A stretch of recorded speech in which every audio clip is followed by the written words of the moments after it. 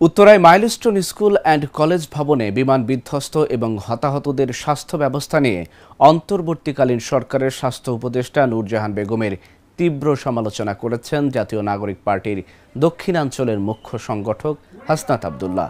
বুধবার দুপুরে চাঁদপুর বাসস্ট্যান্ডে এনসিপির পথসভায় দেয়া বক্তব্যে কথা বলেন তিনি বলেছেন, বর্তমান সরকারের স্বাস্থ্য উপদেষ্টা ডক্টর মোহাম্মদ ইউনূসের ভাই ব্রাদার কোটায় এসেছেন।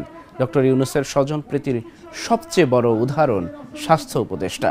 এর আগে বাংলাদেশের সিস্টেম সংস্কার, দৃশ্যমান বিচার ও জুলাই হত্যাকাণ্ডের রায় কার্যকর না হওয়া পর্যন্ত এই সরকার যেন অন্য কিছু চিন্তা না করে সে মন্তব্য করেছেন এনসিপির দক্ষিণাঞ্চলীয় মুখ্য সমন্বয়ক সার্জিস আলম।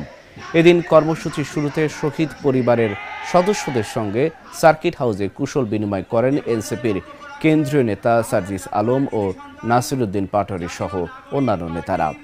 আমাদের একজন স্বাস্থ্যমন্ত্রী আছে বাংলাদেশের, চিনেন ওনাকে? উনি ডক্টর মোহাম্মদ ইউনূসের ভাই ব্রাদার কোথায় আসছে?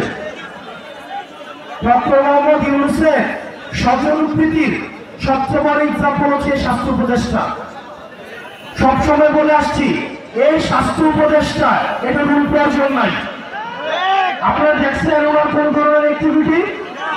উনি যে বেতনটা নেয় এই বেতনটা হারাম হবে।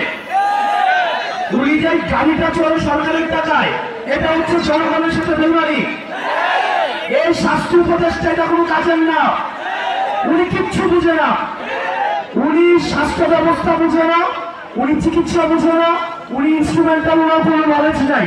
ওনার একমাত্র যোগ্যতা, উনি গ্রামীণ ব্যাংকে ছিল এবং ডক্টর মোহাম্মদ ইউনূসের উনি হচ্ছেন খুব কাছের মানুষ।